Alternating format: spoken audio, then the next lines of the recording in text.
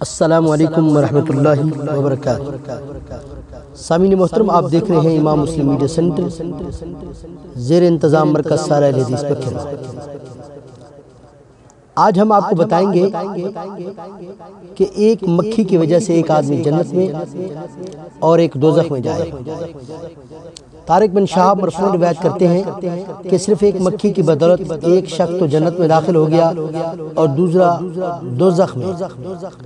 لوگوں نے تعجب سے پوچھا، یا رسول اللہ صلی اللہ علیہ وسلم، یہ کیسے ہوا؟ تو سونے نبی کریم صلی اللہ علیہ وسلم نے فرمایا، کسی قوم کا ایک بت تھا، ان کا دستور یہ تھا کوئی شخص اس پر بھین چڑھائے بغیر ادھر سے گزر نہیں سکتا تھا۔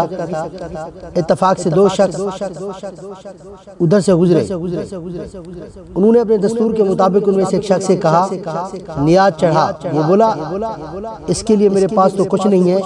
وہ بولے، کچھ نہ کچھ تو ضرور چڑھا، خواہ ایک مکھی ہی صحیح۔ اس نے ایک مکھی چڑھا دی، اس وجہ سے وہ دوزخ میں گیا۔ انہوں نے اس کو تو چھوڑ دیا۔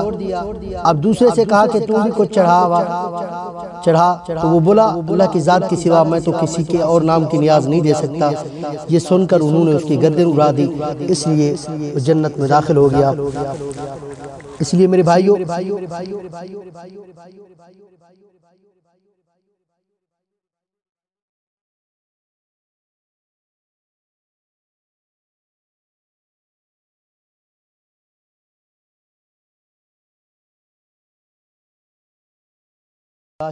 وبرکاتہ۔